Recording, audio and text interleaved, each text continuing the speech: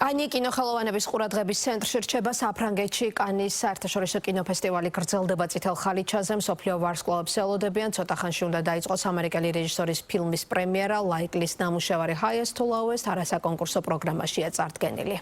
განსაკუთრებული ინტერესი მიმართულია ფილმში მთავარი როლის შემსრულებლის ლეგენდარული მსახიობის დენზელ ვაშინგტონისკენ, ასევე მომღერალ ასაპ როკისკენ. სავარაუდოდ კანშია რეპერის მეუღლე ცნობილი მომღერალი რიანაც. მოამბე კანიდან პრესტიჟულ კინოფესტივალს თამუნა ჯალაღონია აშუქებს. თამუნა, საღამო მშვიდობისა, საინტერესოა გამოჩნდნენ თუ არა ვარსკვლავები უკვე წითელ ხალიჩაზე.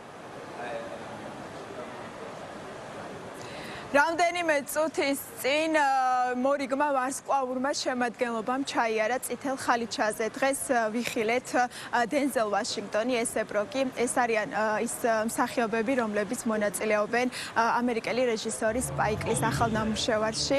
დენზელ ვაშინგტონი სპაიკ ლის ახალ ნამუშევარში მუსიკალური მაგნატის როლში გვევლინება. მთავარ როლში არის ის წარმოდგენილი სპაიკ ლისა და დენზელ ვაშინგტონის თანამშრომლობა დიდი ხანი არ შემდგარა.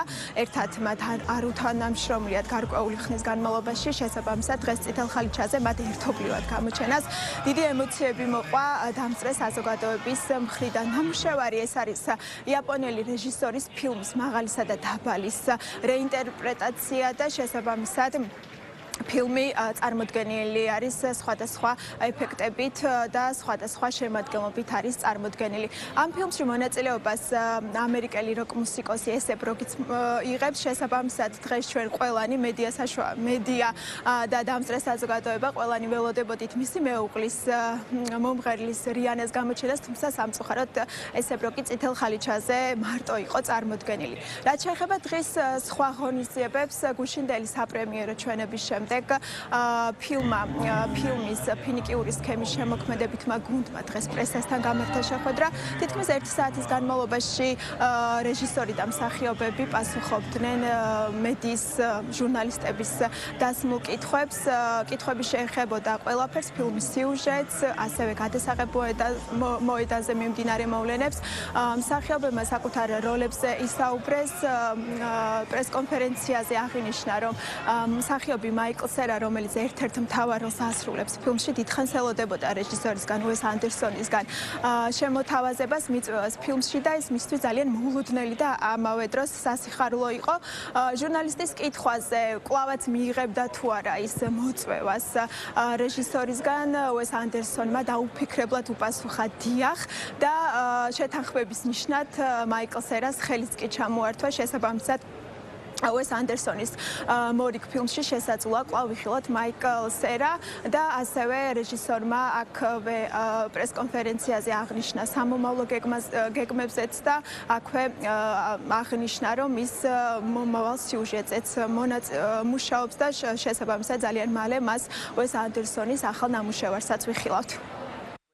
ვფიქრობ, ჩემი ყველა ფილმი განსხვავებულია. ვიღაც ამბობს, რომ როცა უყურებს ჩემი ფილმების ტრეილერებს 5 წამში მიხვდება, რომ ეს ჩემი ფილმია. მესმის, რატომ აქვთ ასეთი განცდა და ვერ ვიტყვი, რომ არ ვიცი რაზე ვსაუბრობთ.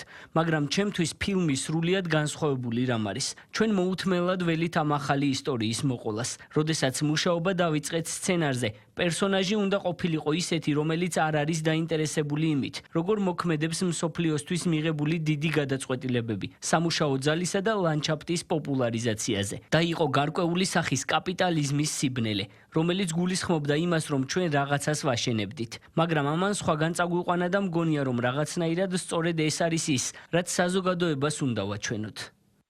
მაქვს გარკვეული მომენტები ცხოვრებაში, როდესაც შინაგანად ვგრძნობ, როგორი უნდა ვიყო ემოციურად. ამას ვიყენებ და შემდეგ ვიწყებ საკუთარ თავზე მუშაობას. რას გავაკეთებდი, როგორ გავაკეთებდი. შემდეგ ამ ყველაფერს უესი თავისი სცენარისათვის იყენებს. ძალიან სასიამოვნო შეგრძნებაა, როდესაც შეხვდები ნაცნობებს და გეტყვიან, საოცარი იყავი. ჩემი პერსონაჟი სავსე იყო წინააღმდეგობებით. ამიტომ ეს როლები ნამდვილად რთული და საინტერესო იყო. ყველაფერს აკეთებ შენი როლის უკეთ მოსარგებად. შემდეგ კი ჯადოქრობას და მონტაჟს ამატებ და შემდეგ იღებ იმას, რასაც იღებ. ფესტივალის დასრულებამდე 5 დღე დარჩა, შესაბამისად ძალიან მალე გვეცოდინება თუ ვის სასარგებლოდ მიიღებს ჟიური გადაწყვეტილებას და ვინ მიიღებს მთავარ პრიზ ოქროს პალმის რტოს. მადლობა, თამუნა ჯალაღონია გვერდებოდა კანიდან პირდაპირ ეთერში.